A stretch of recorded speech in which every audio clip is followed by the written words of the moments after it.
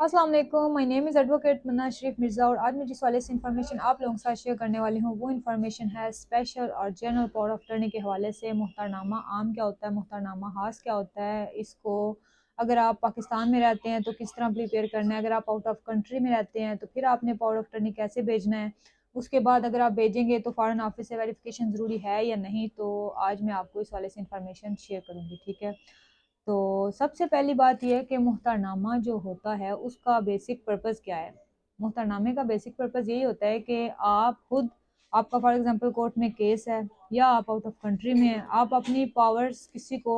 आगे डेलीगेट करते हैं, तफवीज़ करते हैं कि वो आपके बिहाफ पे वही काम करे जो आपने खुद करना है, ठीक है। फॉर एग्जांपल के आपका केस पाकिस्तान में चल रहा है, आप आउट ऑफ कंट्री में हैं, तो आप पाकिस्तान नहीं आ सकते वापस, ठीक है। हर डेट पे आप कैसे अपेयर होंगे, तो इसलिए आप अपनी पावर्स आगे फर्दर डेलीगेट करेंगे कि तुम मेरे बिहाव पे, मैं तुम्हें अपना अटारनी मुकर्रर करता हूँ, मुख्तार मुकर्रर करता हूँ कि तुम मेरे बिहाव पे अदालत में पेश हो हर डेट पे, ठीक है। इसी तरह अगर आपकी कोई प्रॉपर्टी है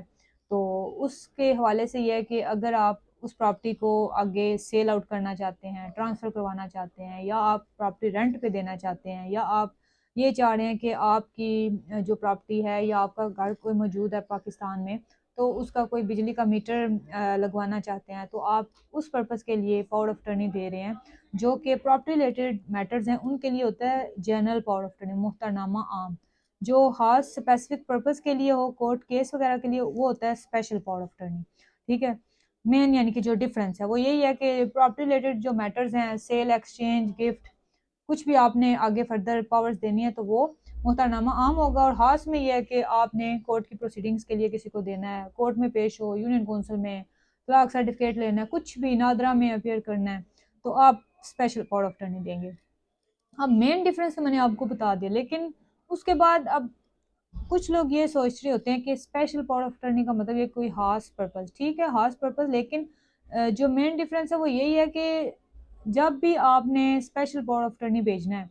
अगर फॉर एग्जांपल ज़रूरी नहीं है कि आप आउट ऑफ कंट्री में हैं तो तब भी आपको इसकी ज़रूरत पड़ेगी, आप पाकिस्तान में हैं, ठीक है। तो या आप पर्दा नशीन औरत हैं, आप अदालत में नहीं आना चाहती, आप पावर ऑफ अटॉर्नी देंगी अपने ब्लड रिलेशन में किसी को, अपने फादर को, भाई को, ठीक है, वो जाके अदालत में पेश हो जाएगा आपके बिहाफ पे। मतलब कि आपने अगर खुला का केस दायर किया हुआ है तो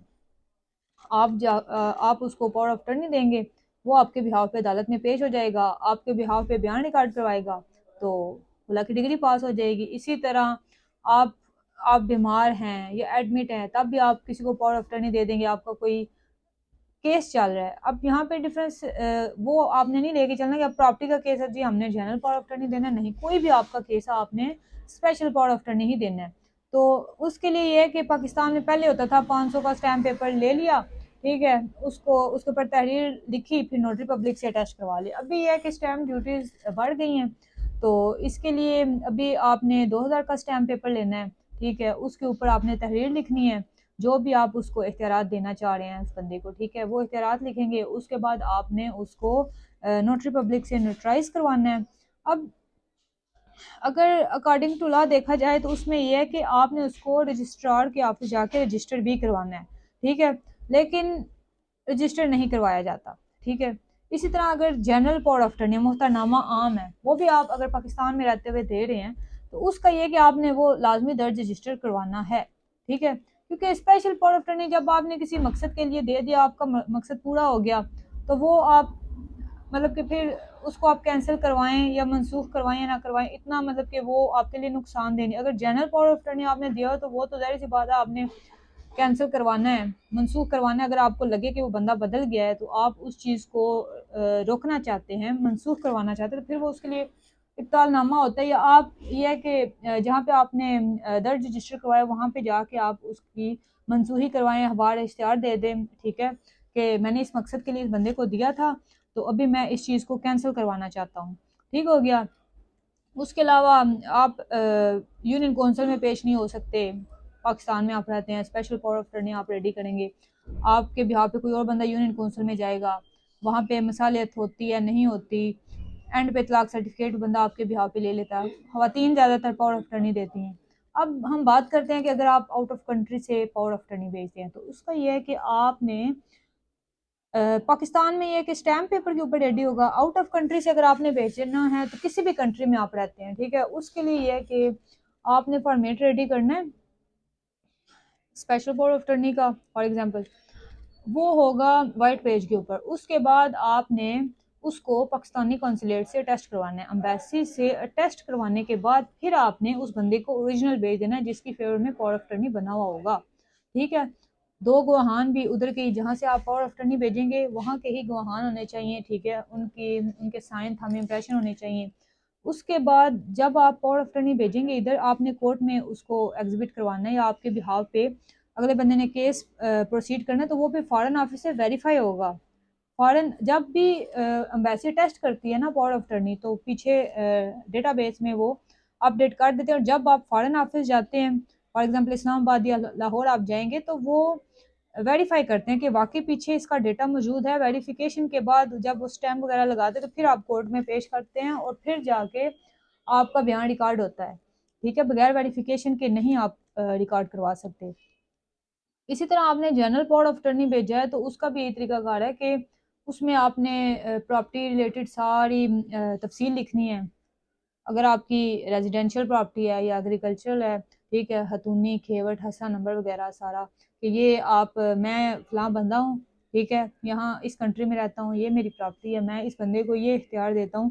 कि ये मेरे बिहाव पे प्रॉपर्टी को आगे ट्रांसफ़र करे, ठीक है, मेरे बिहाव पे पैसे भी वसूल करे। अब आपके ऊपर ये है हेडेक कि आपने उसको क्या क्या इख्तियार देना है, पैसे वसूल करे या आपके अकाउंट में वो अकाउंट भी आप मेंशन कर सकते हैं कि इसमें ट्रांसफ़र करे,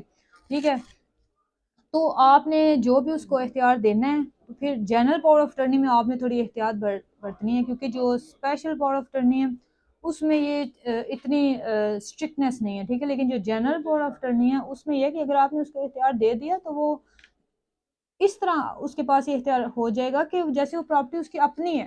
ठीक है, वो प्रॉपर्टी जिस मर्जी को आगे ट्रांसफ़र करे, पैसे वसूल करे, आप फिर कुछ नहीं कर सकते। इसलिए जिस बंदे को आपने पावर ऑफ अटॉर्नी देनी है फिर सोच समझ के ये इख्तियार देना है, ठीक है, कि मैं इस बंदे को इख्तियार दे रहा हूँ तो ये इस चीज़ का नाजायज़ फ़ायदा ना उठाए, ठीक है। तो इसका ये भी है कि अगर आप अपने किसी भी ब्लड रिलेशन को देते हैं जनरल पावर ऑफ अटॉर्नी, ठीक है, वो फिर जाके फॉरेन ऑफिस से वेरिफिकेशन के बाद सब रजिस्ट्रार के पास जाके दर्ज रजिस्टर करवाएगा, ठीक है। उसके बाद वो बयान रिकॉर्ड करवाए या जो भी करे, उसके पास ये इख्तियारात हैं कि वो आपकी प्रॉपर्टी को सेल कर दे, एक्सचेंज कर दे, गिफ्ट कर दे, रेंट पे देनी है रेंट वसूल करे, पैसे वसूल करे रेंट के, ठीक है। उसके अलावा अगर कोई बिजली का मीटर लगवाना है, जो भी प्रॉपर्टी रिलेटेड मैटर्स हैं वो पावर ऑफ अटॉर्नी जो जनरल है उसमें होंगे, ठीक है। तो मुहतरनामा आम जो है उसमें आपने थोड़ी एहतियात बरतनी है। स्पेशल पावर ऑफ अटॉर्नी का ये है कि वो एक ख़ास स्पेसिफिक पर्पज़ ही हो जाता है, ठीक है, कोर्ट में अपेयरेंस के लिए या कोर्ट में केस आपका चल रहा है या बयान आपने रिकॉर्ड पर, फिर भी अगर आपको लगता है तो उसको भी आप स्टॉप करवा सकते हैं, जनरल पावर ऑफ अटॉर्नी को भी आप स्टॉप करवा सकते हैं। अब पावर ऑफ अटॉर्नी कौन दे सकता है, जनरल हो जाए या स्पेशल हो जाए, उसके लिए बंदा जो है जो पावर ऑफ अटॉर्नी दे रहा है, मुख्तरनामा जो दे रहा है किसी दूसरे बंदे को, दोनों बंदे जो हैं वो अडल्ट होने चाहिए, साउंड माइंड होना चाहिए उनका, ठीक है। और उनकी जो उनका इनके माइंड जो है वो साउंड होना चाहिए, अनसाउंड बंदा नहीं होना चाहिए, अडल्ट होना चाहिए, कॉन्ट्रैक्ट के काबिल हो, कोई भी बंदा हो, कोई भी कॉन्ट्रैक्ट हो, पावर ऑफ अटॉर्नी के लिए नहीं, कोई भी एग्रीमेंट कॉन्ट्रैक्ट आपका है तो उसके लिए ये चीज़ें ज़रूरी है कि वो अक्ल बालिग हो, ठीक है। उसके अलावा गवाहान बहुत ज़रूरी हैं। जब भी आपने पावर ऑफ अटॉर्नी देना है, चाहे पाकिस्तान में रह के दे रहे हैं, बाहर से भेज रहे हैं, दो गवाहान बहुत ज़रूरी हैं, उनके साइन थंब इम्प्रेशन नोटराइज उसको करवाना है आपने, ठीक है। तो ये था पावर ऑफ अटॉर्नी के हवाले से कुछ इंफॉर्मेशन मैंने सोचा आप लोगों के साथ शेयर करूं। मज़ीद अगर आप पावर ऑफ अटॉर्नी के हवाले से कुछ इन्फॉर्मेशन लेना चाहते हैं या आप डॉक्यूमेंटेशन रेडी करवाना चाहते हैं तो जो नीचे मेरा व्हाट्सएप का नंबर दिया गया वहाँ मुझसे रब्ता कर सकते हैं। और अगर आप कंसल्टेंसी चाहते हैं तब भी आप जो नीचे व्हाट्सएप का नंबर दिया गया वहाँ मुझसे रब्ता कर सकते हैं। Thank you very much. अल्लाह हाफिज़।